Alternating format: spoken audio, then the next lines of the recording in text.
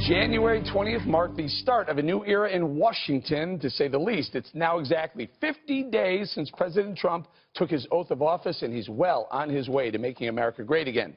Now let's take a quick look back at some of the most substantial moments from the last 50 days. I, Donald John Trump, do solemnly swear that I will faithfully execute the office of President of the United States. Now arrives the hour of action. First one is withdrawal of the United States from the Trans-Pacific Partnership. We've been talking about this for a long time. Thank you. Keystone Pipeline.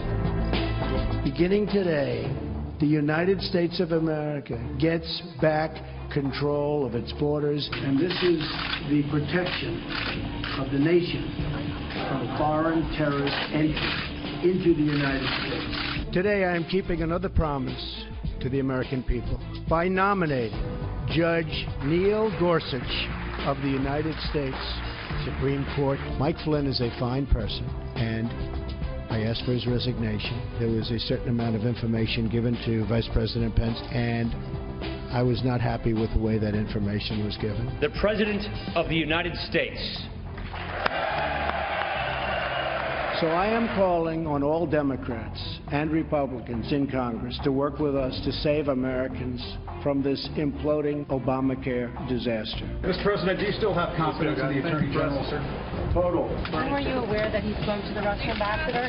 I wasn't aware at all. I'm proud to support the replacement plan released by the House of Representatives that will lower costs, expand choices, increase competition, and ensure health care access for all Americans. This is the time we're going to get it done.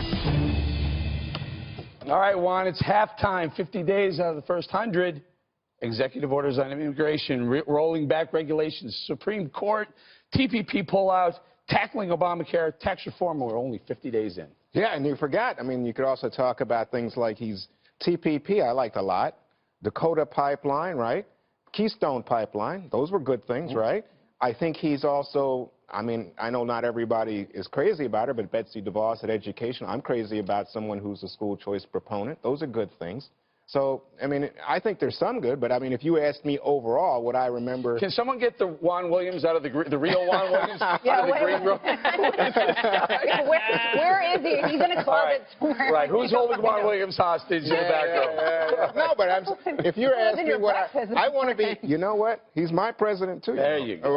So I want to be fair, but I will say what I remember, if you ask me what I remember is the wiretap stuff. President Obama wiretapped him with no evidence. Tax reform? Where's tax reform? I'm waiting for that. Oh, okay. What about something like the wall? I don't see it. I don't see it. What about Mike Flynn? I think we dealt with that in the montage. What about the plan to get rid of ISIS? Right. What about a billionaire cabinet? What about I get Greg in here and let's talk about some of the... I mean, he bit off a lot of pieces of the pie. He's the Federal Express of presidents, because this is probably the fastest delivery on promises. Whether you like the promises or not, the fact that they happen quickly, he made President Obama look like snail mail at this pace. And I always go back to the fact that I think he treats this like a job. So he gets up in the morning, he puts on his uniform, and he goes and he does this stuff. And I don't think he thinks like a politician where, hey, I do one thing every 3 days, and then that's enough. And then you look at what happened with the jobs numbers, which are pretty big. You got 95,000 new jobs in manufacturing, 58,000 in construction. So he's not making America great again. He's making America make America great again, because they are actually making things, which is one of his campaign promises. Kennedy, Greg points out some of the jobs. By the way, 152,528,000 people, Americans, working right now. Guess what that is? That's the labor force participation rate improving. And you know what else that is? That's a record. An all-time record. And I think as long as the economy continues to improve and he's got these good jobs numbers and, you know, other economic indicators, that's going to be a net positive for him. And it's interesting because although Juan points out some of the scandals, whether it's, you know, wiretapping, Mike Flynn, those things tend to go away because people have a shorter attention span for those. But for things that really matter, and that is the bottom line, as long as that continues to improve, people will see this presidency positively. And if he can take that into 2018 and pass a new health care bill and tax reform, holy moly, Eric Bolling, you might be talking about a successful presidency. Is he doing anything wrong? Well, look, I think what's important So there has been these accusations that he's not doing enough, that not enough is getting done. So I think it's smart from his team, and I think it also shows the impact of bringing on a new communications director, even branding this as the first 50 days of action and pushing out this information, combating the narrative that there's not been enough done. But look, I think there's been, confidence matters. And we've seen a lot of confidence in terms of the economy. And the economy is what is going to inoculate President Trump from criticisms. That's what's going to get him reelected if he can boost the economy. And what have we seen? We've seen a 15-year high in consumer confidence. We've seen a great jobs numbers, I think a decade high in construction jobs added as well. We've seen these business roundtables that he's held with these leaders, with these business leaders, which also helps with confidence because he's meeting with them. He's talking about rolling back regulations. He's talking about these things that are going to help boost the economy. So, and we've seen the Dow hit record high as well. And so, we're seeing a lot of signs of confidence on what the Trump administration is going to bring. Let me bring it to Wanda. Why is the media just relentlessly trashing the guy when we're talking about some of the most important things to the people, to the voters, are jobs, the economy, making life better for themselves and their families. Well, and it's working. Well, I don't know that it's working. I mean, I would say on jobs, and I would just point this out to everybody at the table, you look at the record of accomplishment, you say, oh my gosh, 4.7% unemployment. I think that's what Obama took it to at one point, was 4.7. And it's just 1/10 of a percentage point down from what Obama had it last month, right?